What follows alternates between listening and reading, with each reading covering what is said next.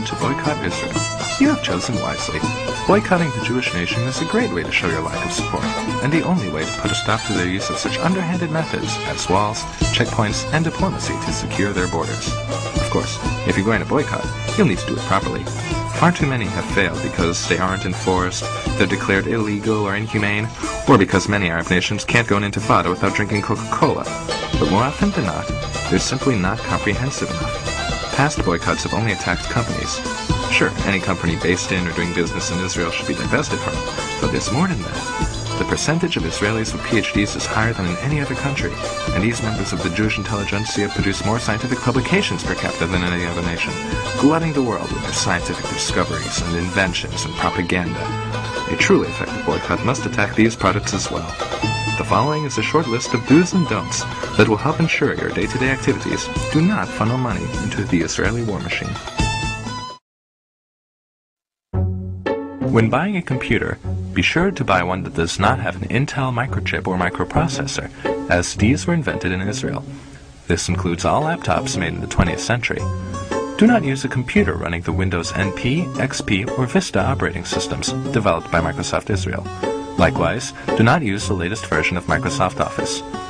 Once you've set up your Xeon-free computer, be sure to disable all firewalls and virus protection software, which the IDF invented to stop freedom-fighting hackers. Do not use cell phones. These were invented in Israel, and with every call you make, the Jewish nation gets wealthier. If you absolutely must use cell phones, do not use the camera phone function, as the camera chip is also an Israeli invention. Likewise, do not use voicemail.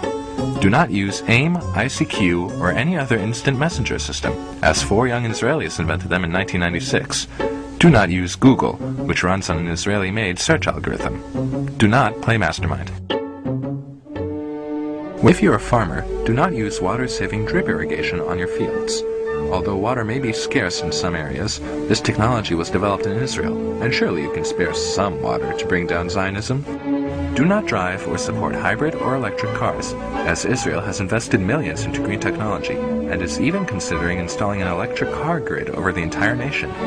As an added bonus to driving inefficient vehicles, much of the extra money you'll be spending on gasoline will go to fund freedom fighters like Hezbollah and Al-Qaeda. Do not live in areas that get their electricity from solar power plants, as many of them were invented or even installed by Israelis. If you live in the Mojave Desert area of Southern California, you may want to consider moving. If you live in Turkey, do not eat fish, as Israeli-made UV filters have been used to decontaminate fish farms and ensure your meals are bacteria-free. If you live in a country afflicted by the 2006 Indian Ocean tsunami, you may have received free tsunami detectors from Israel. Contact your local government representative and ask that these devices be shut down and returned. If you are involved in street gangs, organized crime, or freedom-fighting groups yourself, do not use Uzis or Desert Eagles. There are plenty of American-made weapons easily available to aid in your elimination of the Jewish state and its inhabitants.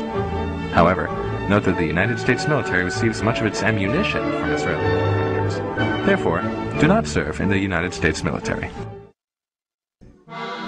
Don't let politically correct liberals fool you. The stereotype of the greedy and talented Jewish doctor is tried and true. Here are some ways to ensure that Israeli medicine men don't profit from healing your sickness. When receiving medication while hospitalized, make sure the doctor writes the prescription by hand on paper, and that no computers are used to ensure proper administration of drugs. This system was designed by Israel, and the lives it saves are thus responsible for the suffering of hundreds of healthy Palestinians.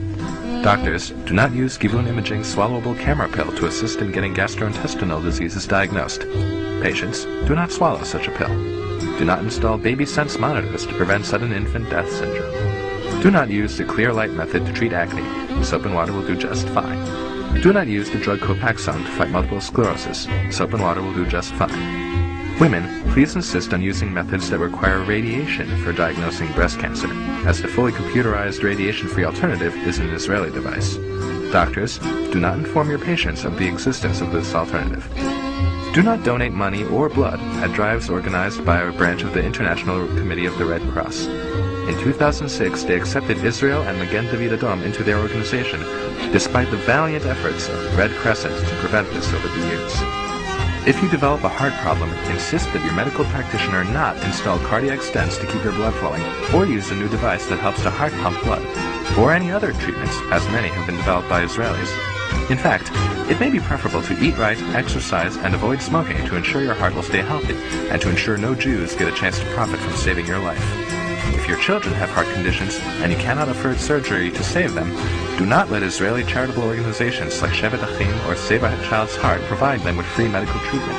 Though they will fly your child to Israel and have cardiologists operate on him or her there, and though they offer this service to all children, including those in Arab nations and Palestine, you must be stronger. This is how they install Zionist propaganda in your hearts and mind that depict Israelis as humanitarian and caring, which you know is not true. 2. Buy conflict diamonds. Israel was the first nation to adopt the Kimberley process to ensure diamonds do not come from conflict regions. By buying blood diamonds, you are making a political statement against the actions of the Israeli government, as well as a fashion statement of looking stylish. Lastly, if you are a survivor of Hurricane Katrina, floods in Romania, the Southeast Asian tsunami, the war in Kosovo, famine in Ethiopia, and the earthquakes in Turkey, India, and El Salvador, or if you live in Sri Lanka or the Palestinian territories, you may be alive due to humanitarian aid from the Israeli government paid for by taxes on Israeli citizens or from the actions of Israeli charities like Brotherly Covenant, Latet, or Israel. Please kill yourself.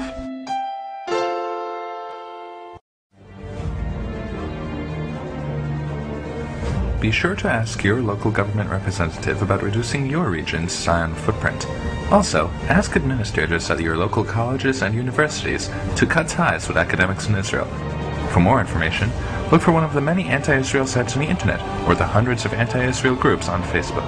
We hope you found the information in this guide useful and wish you good luck in your efforts to bring down the Jewish nation. It will not be an easy task. Israel has a firm ideological grip on the planet. They have convinced many that they are the victims, to the point that in the United States both Democrats and Republicans take pro-Israel stances. Fortunately, not everyone has been fooled. With the help of such powerful allies and boycott advocates as the Arab League, OPEC, the British Universities and Colleges Union, the Presbyterian Church, and Jimmy Carter, you too can put an end to the Israeli success story.